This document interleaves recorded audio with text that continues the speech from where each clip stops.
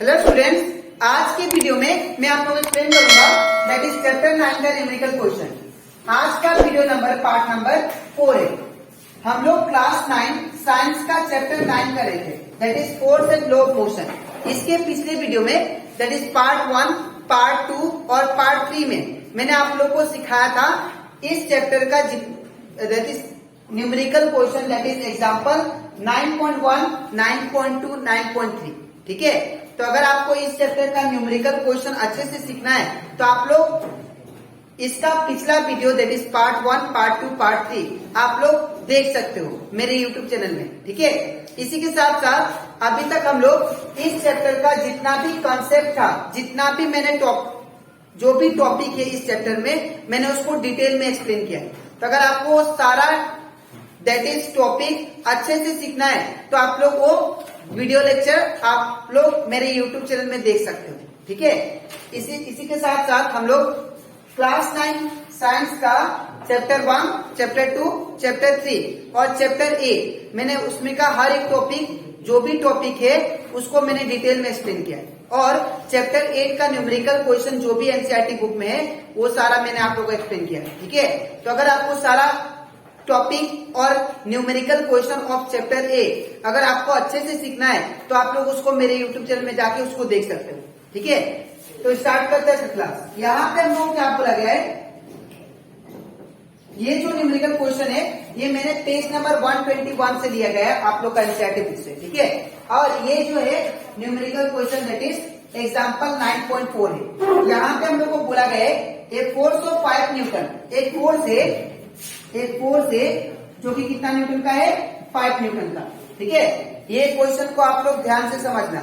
एक force of 5 Newton, एक force of 5 Newton, एक फोर्स है जो कि 5 न्यूटन का है। ठीक है, गिव्स ए मास m1, तो ये मास कितना देता है, ये मास m1 देता है। ठीक है, एंड एक्सेलरेशन कितना देता है, 10 मीटर, और एक्सेलरेशन कितना देता है, 10 मीटर पर सेकेंड स्क्वायर। ठीक है, एंड ए मास m2, तो जो फोर्स 5 न्यूटन है तो एक मास दिया m1 और दूसरा क्या दिया मास दैट इज m2।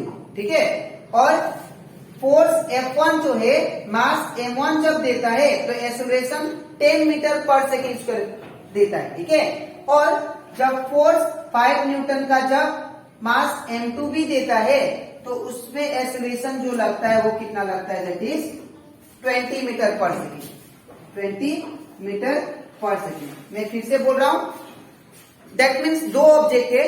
ठीक है, एक ये ऑब्जेक्ट हो गया, सपोज ये एक ये ऑब्जेक्ट हो गया, एक ये ऑब्जेक्ट हो गया। ठीक है, इसका मास m1, इसका मास m2। ठीक है, अब ये बॉडी का जो एक्सेलरेशन है मास m1 का, ठीक है, इसके ऊपर 5 न्यूटन लगा लेकिन ये एक्सेलरेशन कितना प्रोड्यूस किया, 10 मीटर पर सेकेंड।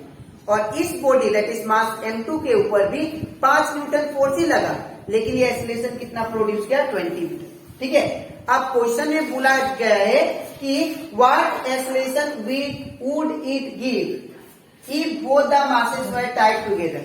अब मैं फिर से क्वेश्चन को एक्सप्लेन करता हूं। एक मास m1 है, एक मास m2 है। ये मास m1 जो है इसके ऊपर 5 न्यूटन फोर्स देते ही इसका एक्सेलरेशन कितना हो जाता है, 10 metre per second. In the same way इस दैट इज मास m2 के ऊपर अगर मैं दैट इज 5 न्यूटन फोर्स देता हूं तो इसका जो एक्सेलरेशन हो जाएगा वो 20 मीटर पर सेकेंड हो जाएगा। ठीक है, अब हमें क्वेश्चन में बोला गया है कि अगर मैं इन दोनों को कंबाइन कर दूं, टाई कर दूं, ठीक है, कंबाइन कर दूं मास m1 m2 को।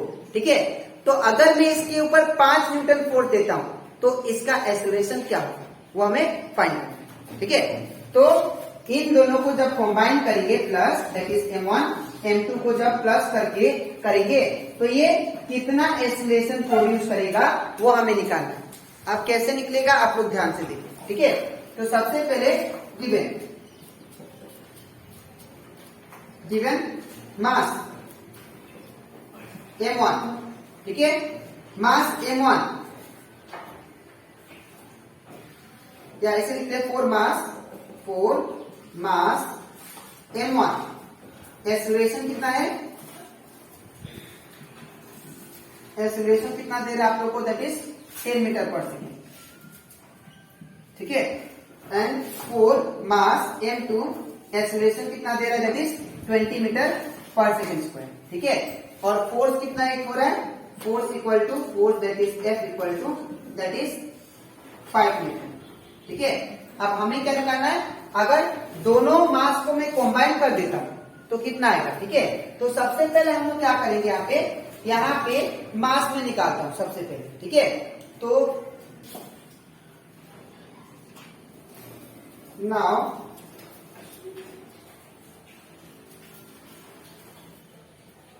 according to Newton second law, अगर न्यूटन सेकेंड लो लगा यहाँ पे तो हम लोग क्या जानते हैं, F इक्वल टू एम, ठीक है ना, F equal to m a. अगर आप लोग ध्यान दो यहाँ पे जो फोर्स है मैं मास m1 के लिए निकालता हूं, तो जब मास m1 होगा, यहाँ पे मास m1, तो फोर्स क्या होगा F1, ठीक है, और एक्सेलरेशन क्या होगा a1। तो इसको मान लेते हैं हम लोग एक्सेलरेशन दैट इज a1, ठीक है ना, इसको हम लोग एक्सेलरेशन मान लेंगे that is a1 equal to 10 metre per second square, ठीक है, और इसको एक्सेलरेशन a2 मान लेते हैं, ठीक है।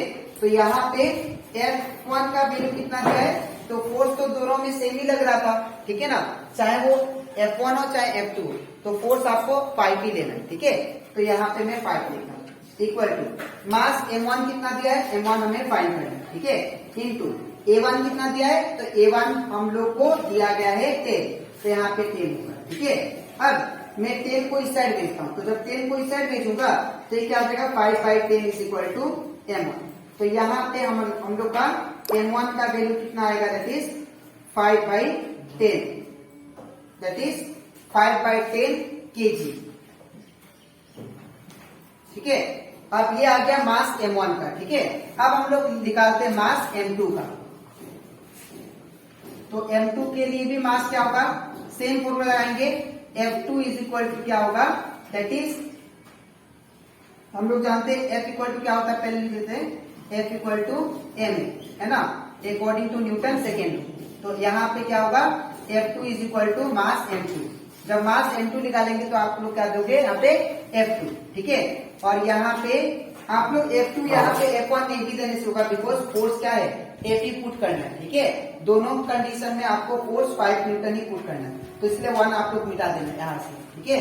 यहाँ पे भी आप लोग 1 मिटा देना, ठीक है, सॉरी 2 मिटा देना। तो यहाँ पे क्या होगा, m2 इंटू ए का वैल्यू कितना देखिए आप लोग, दैट इज m2 मास के लिए एक्सेलरेशन कितना है 20, तो यहाँ पे 20 लिखा। तो यहाँ पे F का वैल्यू कितना था, दैट इज 5, तो यहाँ पे 5 और ये इंटू में था 20, इस तरह से क्या होगा, डिवाइड इक्वल टू m2, ठीक है। अब इसको हम लोग उल्टा कर देते हैं, तो जब इसको उल्टा करेंगे तो यहाँ पे क्या होगा, m2 is equal to 5 by 20 that is kg, ठीक है। तो ये आ गया आपका दैट इज मास। अब क्या बोला था, जब दोनों मास को मैं कंबाइन करूंगा तो एक्सेलरेशन क्या होगा, ठीक है, ये पूछा था।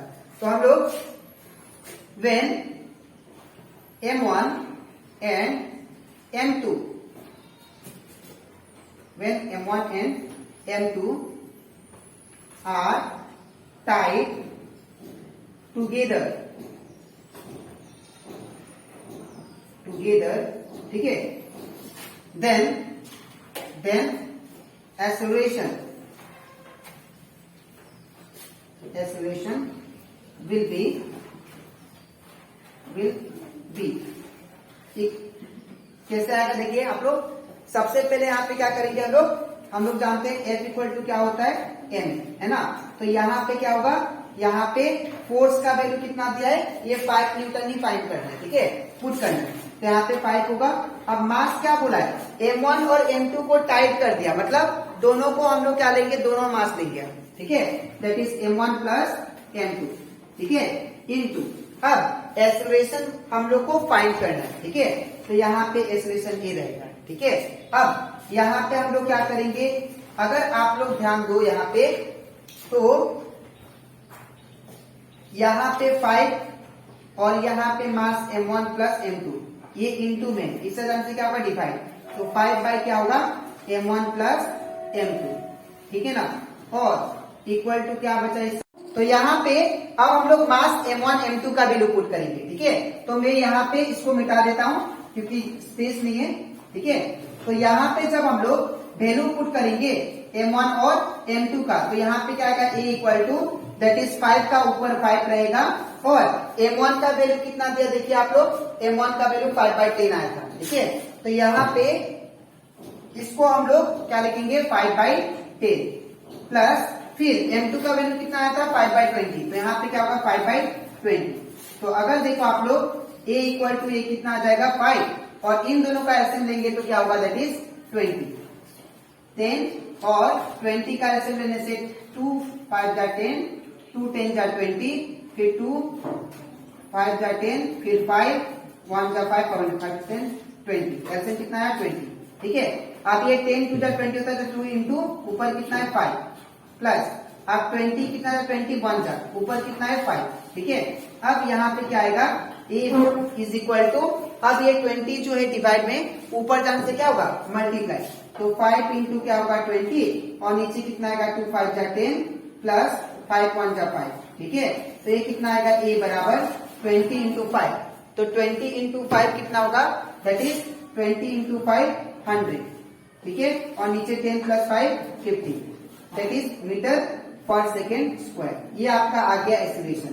इसका मतलब जब दोनों मास कॉम्बाइन होंगे एक साथ, ठीक है, और फोर्स आप लोग का 5 न्यूटन रहेगा, ठीक है, तो एक्सीलरेशन कितना प्रोड्यूस होगा 100/50 newton metre per second square, ठीक है। तो यहाँ पे when m1 and m2 are tied together then acceleration will be 100/50 metre per second square, ठीक है। तो आई होप आपको ये न्यूमेरिकल क्वेश्चन अच्छे से क्लियर हो गया होगा, ठीक है। तो ये कंप्लीट हो जाता हमारा एग्जाम्पल 9.4, ठीक है। अब इसके नेक्स्ट वीडियो में मैं आप लोगों को जो बचा न्यूमेरिकल क्वेश्चन है एनसीईआरटी बुक में वो आप लोगों को सिखाऊंगा, ठीक है। तो आज के लिए इतना ही, मिलते हैं नेक्स्ट वीडियो में, तो थैंक यू।